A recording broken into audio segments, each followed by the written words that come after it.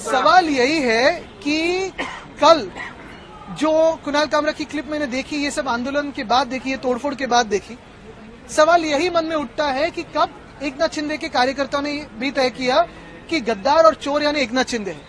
मिर्ची क्यों लगी? क्योंकि नाम तो किसी का लिया नहीं है, वो किसी के बारे में भी बोलता होगा। मिर्ची क्यों लगी? दाढ़ी, चश्मा, वो सब जो बोला है वो एकनाथ शिंदे पे ही क्यों बोला है? एकनाथ शिंदे का ही नाम लिया है कि उसमें यही सवाल आता है मन में, मिर्ची क्यों लगने की जरूरत थी? क्या सुपारी दी गई क्या? क्योंकि लगातार ये आरोप लग रहे हैं। देखिए, एकनाथ शिंदे ने कोई 1-2 फिल्म बनाई, उसमें बहुत सारी झूठी बातें दिखाई, आलतू फालतू बातें दिखाई, वो चल जाता है। और उनके खिलाफ कोई बोले तो क्या वो जमीन पे आसमान से टपके? यही बात है ना कि ये मवालीपना जो है, ये टपोरीगिरी जो है महाराष्ट्र में उनके हाथों से जो चल रही है, वो कहीं ना कहीं मुख्यमंत्री रोक लगाएंगे कि नहीं? क्योंकि ये मिर्ची लगने का कारण ही था। अगर खुद चोर नहीं है, खुद गद्दार नहीं है, तो क्या कारण था कि कल उन्हें तोड़फोड़ की? फडणवीस जी ने कहा है कि ये सुपारी दी गई थी और एक तरफ से इशारा आप लोग की तरफ था।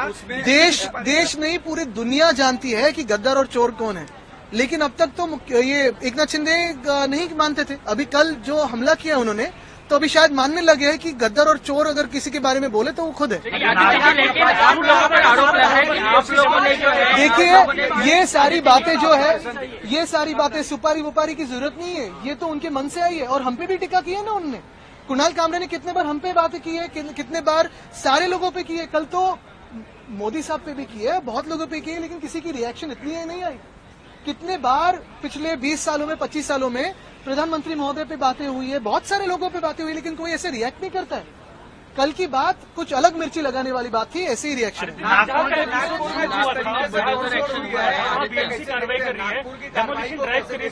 मैं यही पूछना चाहता हूं कि कल मिर्ची क्यों लगी।